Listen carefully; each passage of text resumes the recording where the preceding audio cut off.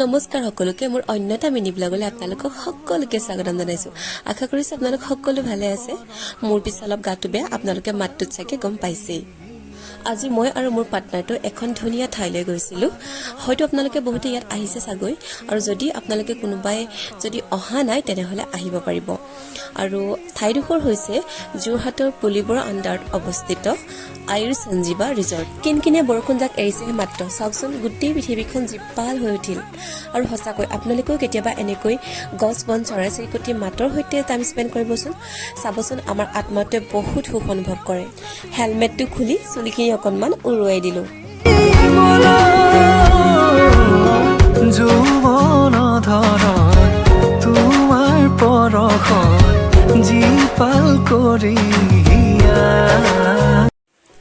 Reception কাউণ্টাৰত আমি যোৱা টাইমত কোনো নাছিল। ওচৰতে বাইদেউ এগৰাকীক মাত লগাই আমি ক'লোঁ যে আমি এণ্ট্ৰি ফিজটো যেতিয়া আমি ঘূৰি আহিম তেতিয়া দি যাম। আৰু আমাৰ এয়া বাইদেউ চাওক, এণ্ট্ৰি মাৰিয়ে দিলে মাৰি চেলফি।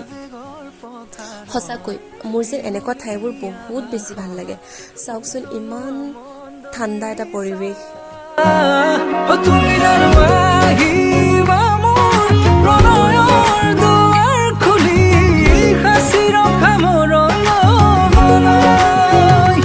আৰু ইয়াতে এখন ধুনীয়া ৰেষ্টুৰেণ্টো আছে, কিন্তু দুৰ্ভাগ্যবশতঃ আমি যোৱা দিনাখন ৰেষ্টুৰেণ্টখন বন্ধ আছিল। গতিকে আমাৰ সেইদিনাখন আৰু খোৱা বোৱা নহ'লে। আৰু এয়া চাওক আমাৰ বাইদেউ ৱেলকাম এণ্ট্ৰি, যেন একেবাৰে ৰেষ্টুৰেণ্টৰ অনাৰগৰাকীহে আৰু মই ফটো মাৰিবৰ কাৰণে এটা ৰেড কেপো লগত লৈ গৈছিলোঁ। আৰু আমি ফটো চটো মাৰি ৰিলছ বনালোঁ। আৰু প্ৰায় আমি 2 ঘণ্টা 2.5 ঘণ্টামান তাতে থাকিলোঁ। বহুত ভাল লাগিলে আজি নিজৰ লগত টাইম স্পেণ্ড কৰি, যিহেতু আমাৰ তাতে খোৱা বোৱা নহ'লে আৰু সন্ধিয়া হৈ আহিলে আৰু আমি গুচি আহিলোঁ তাৰ পৰা।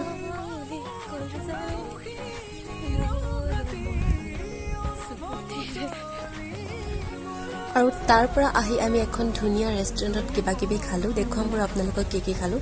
চাওকচোন ৰেষ্টুৰেণ্টখন ইমান ধুনীয়া নহয়, আৰু নামটো হৈছে খামটিলাহী। যদি আপোনালোকে কেতিয়াবা খাব বিচাৰে তাত গৈ আপোনালোকে খাব পাৰে। যোৰহাটৰ ISBT ফ্ৰণ্টতে আছে।